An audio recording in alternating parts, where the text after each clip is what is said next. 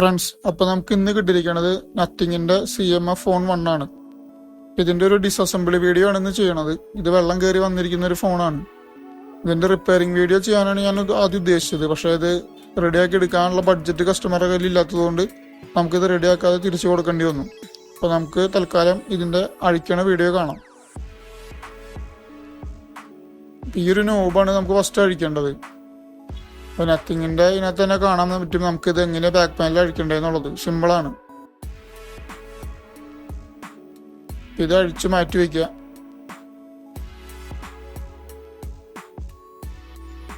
അടുത്ത് നമുക്ക് ഈ 4 സ്ക്രൂകളാണ്. അതും ഇതേപോലെ തന്നെ സിമ്പിളായിട്ട് നമുക്ക് അഴിക്കാവുന്നതാണ്.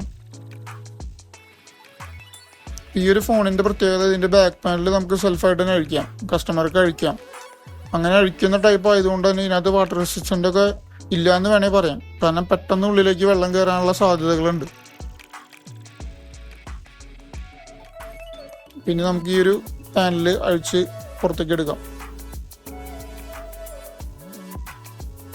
ഇതിൻ്റെ ഉള്ളിൽ നോക്കിയാൽ കാണാൻ പറ്റും അത്യാവശ്യം വെള്ളം കയറിയതായിട്ട് കാണാം.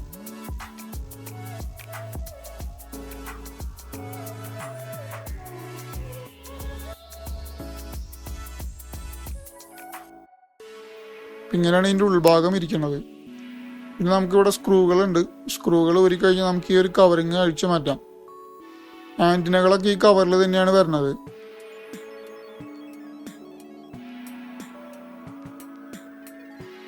ഇതേ മോഡലിലാണ് ഇപ്പോൾ വരുന്ന HMD ഫോണുകളും ബാക്ക് പാനൽ അഴിക്കാൻ പറ്റണത്. അതിലും വാട്ടർ റെസിസ്റ്റൻ്റ് ഉണ്ടാവില്ല, പെട്ടെന്ന് തന്നെ ഉള്ളിലേക്ക് വെള്ളം കയറും. ഈ ഒരു ഹോളുകൾ കണ്ടോ ബ്ലാങ്ക് ആയിട്ട് എടുക്കണത്, അതാണ് നമ്മൾ നേരത്തെ ഈ ബാക്ക് പാനലിൻ്റെ പുറത്തുണ്ടായിരുന്ന സ്ക്രൂകൾ അഴിച്ചത്.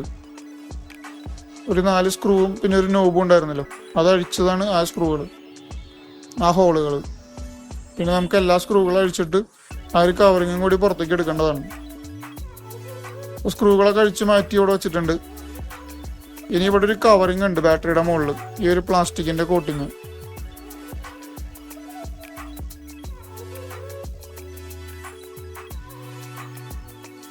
ഇതിൻ്റെ ഈ ഒരു ഭാഗത്ത് നമുക്കൊരു ബ്ലാക്ക് സ്റ്റിക്കർ കാണാം.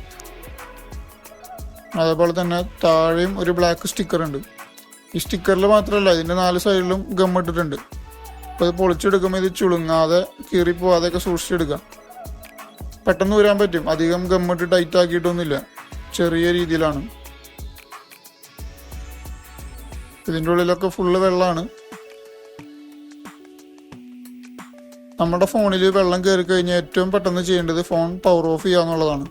പവർ ഓഫ് ചെയ്തിട്ട് അടുത്തുള്ള സർവീസ് സെൻ്ററിൽ കാണിച്ച് ആ ഒരു വെള്ളം കംപ്ലീറ്റ് പുറത്തേക്ക് കളയാം. അല്ലാതെ നമ്മൾ എന്ത് ചെയ്തിട്ടും കാര്യമില്ല. പിന്നെ നമുക്ക് ഈ ഒരു കവറിങ് വരി പുറത്തേക്ക് എടുക്കാം.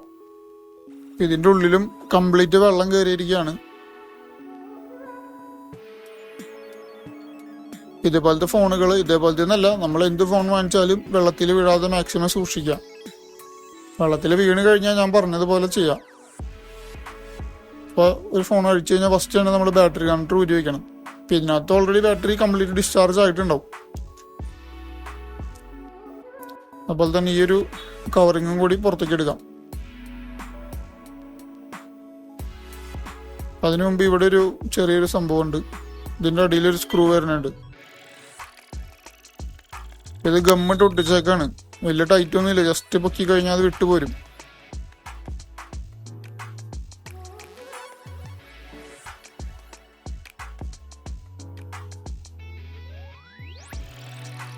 ഇവിടെയാണ് നമുക്ക് ഈ CC ബോർഡിലേക്കുള്ള സ്ട്രിപ്പ്, ഡിസ്പ്ലേയുടെ സ്ട്രിപ്പ് അതൊക്കെ വരുന്നത്.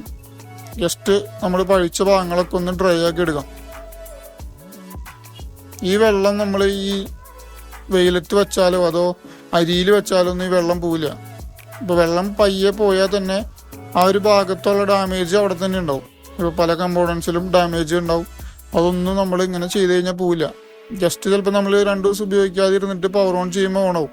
പക്ഷെ പിന്നീട് ഫോൺ ഡാമേജ് വരും. ഈ ബാറ്ററിയുടെ മുകളിലൊക്കെ നിറച്ച് വെള്ളമാണ്.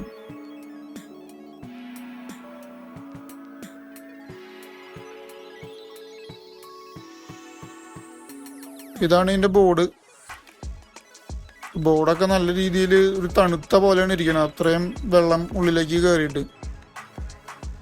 ഇതാണ് ഇതിൻ്റെ ഒരു ഫ്രെയിം വരുന്നത്. ഇവിടെ കണ്ട ഒരു ഹോള് കണ്ട, ഈ ഹോളിൻ്റെ ഉള്ളിൽ കൂടെ ഡിസ്പ്ലേക്ക് വെള്ളം കയറും. ഇപ്പോൾ ഡിസ്പ്ലേയുടെ ഫ്രണ്ടിൽ കൂടെ കയറിയില്ലെങ്കിൽ തന്നെ ഇതിലേക്കൂടെ വെള്ളം ഉള്ളിലേക്ക് കയറും.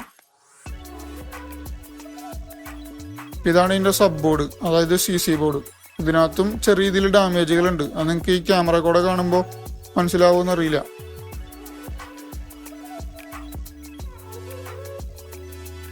ഈ ഒരു ഭാഗത്തൊക്കെ അത്യാവശ്യം ഈ ഫംഗൽ പോലെ വന്നിട്ടുണ്ട്. കണക്ടറിൻ്റെ ഭാഗത്തൊന്നും കംപ്ലൈൻറ്റുകളില്ല. ഡിസ്പ്ലേ കണക്ടറിൻ്റെ ഭാഗത്തും വലിയ പ്രശ്നങ്ങളില്ല. കാരണം ആ ഒരു സീലുള്ളതുകൊണ്ട് ഡിസ്പ്ലേ കണക്ടറിൻ്റെ ഉള്ളിലേക്കൊന്നും വെള്ളം കയറിയിട്ടില്ല.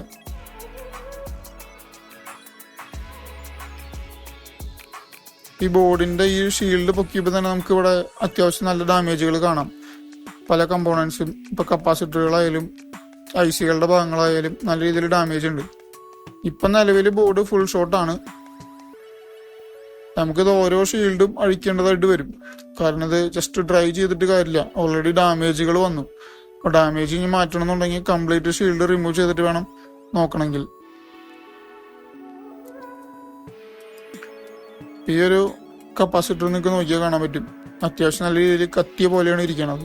ഇത് മാത്രമല്ല, പല കപ്പാസിറ്ററുകളും പല IC-യുടെ അടിഭാഗങ്ങളൊക്കെയും ഇതുപോലെയാണ് ഇരിക്കുന്നത്. നമുക്കിപ്പോൾ ഇങ്ങനെ നോക്കുമ്പോൾ കാണാനായിട്ട് പരിമിതികളുണ്ട്. നമുക്ക് കംപ്ലീറ്റ് ഷീൽഡ് അഴിച്ചാൽ മാത്രമേ ക്ലിയർ ആയിട്ട് കാണാൻ പറ്റുള്ളൂ. അപ്പോൾ ഇത് നമ്മൾ ഇവിടെ വെച്ച് അവസാനിപ്പിക്കുകയാണ്. ബാക്കി ഒന്നും കാണിക്കുന്നില്ല, കാരണം ഇത് റിപ്പയർ ചെയ്തില്ല. നമ്മൾ ജസ്റ്റ് ഷീൽഡുകൾ റിമൂവ് ചെയ്തു.